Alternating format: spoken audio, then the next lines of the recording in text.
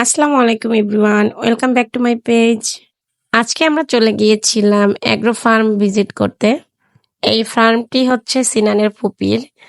আর তাই ভাবলাম ঢাকার ভিতরে একটু রিল্যাক্সের গ্রামীণ পরিবেশে বাচ্চাদেরকে নিয়ে ঘুরে আসি।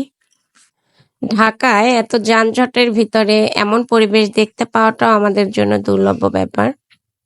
আর এই ফার্মটির কাছেই আজকে মূলত আমাদের একটা ছোটখাটো পিকনিকের আয়োজন করা হয়েছিল। আর সেই সুযোগেই আমরা এখানে একটু ঘুরতে চলে আসলাম।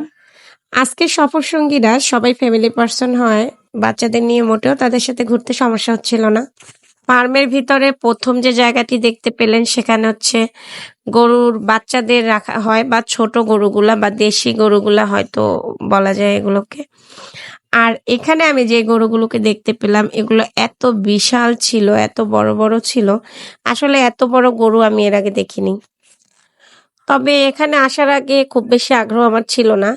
এখানে আসার পরে খুবই উৎফুল্ল হয়ে গেলাম এত সুন্দর গ্রামীণ পরিবেশ দেখে।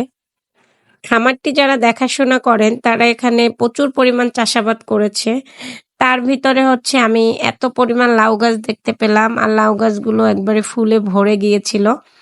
এখানে এসে আরো দেখতে পেলাম বায়োগ্যাস উৎপন্নর পদ্ধতি। আর বাচ্চারা এখানে এসে তো খুবই খুশি, এত গ্রামীণ সবুজ পরিবেশের মধ্যে তারা খেলাধুলা করতে পারলো।